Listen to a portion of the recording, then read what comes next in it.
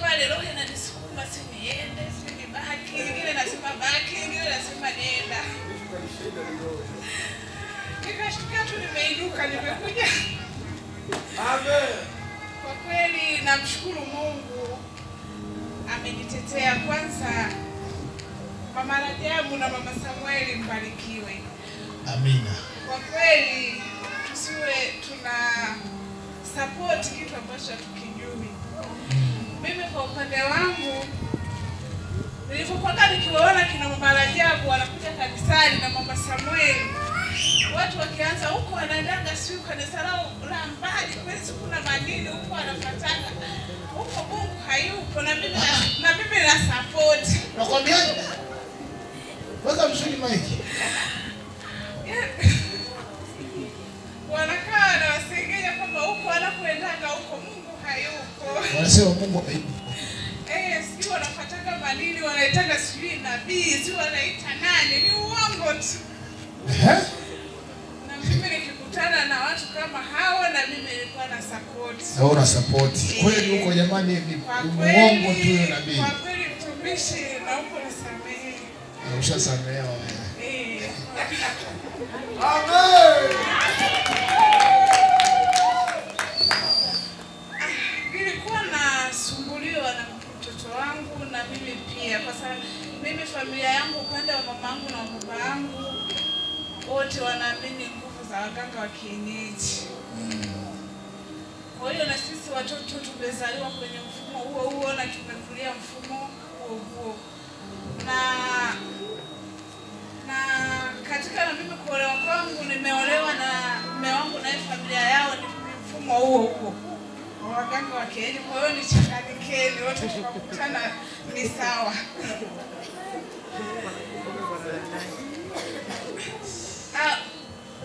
Nilizaa mtoto wa kwanza alikuwa anapoteza kumbukumbu na ufahamu. Nikamshukuru Mungu. Nikazaa mtoto wa pili akawa na usumbuliwa na uvimbe. Tumezunguka sana na tumetembea sana. Na pia nikaanza kusali makanisani, nimesali sana. Makanisa yote niliyokuwa na sali, yani sijapata amani kama niliyoikuta hapa. Eneo makofi yako umemaliza.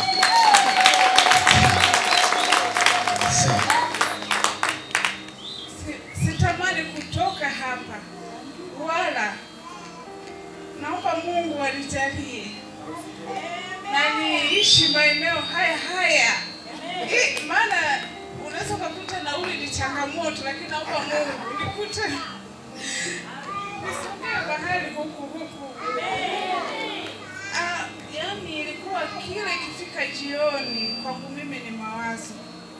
Ikifika jioni. Nawaza kwa nini imefika jioni, natamani kurudi asubuhi. Maana kama sijameza dawa ya usingizi au ya maumivu siwezi kulala.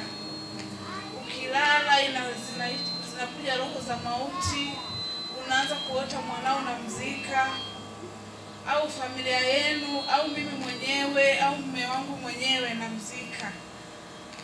Kwa hiyo hizo hali ikifika usiku naanza kuogopa.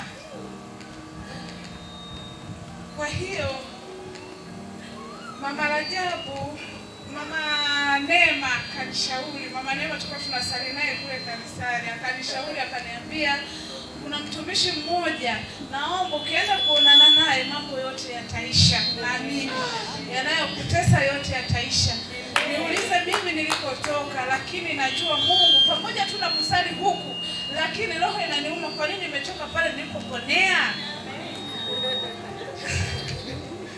Haleluya. Tikisa jirani mwambie usitoke.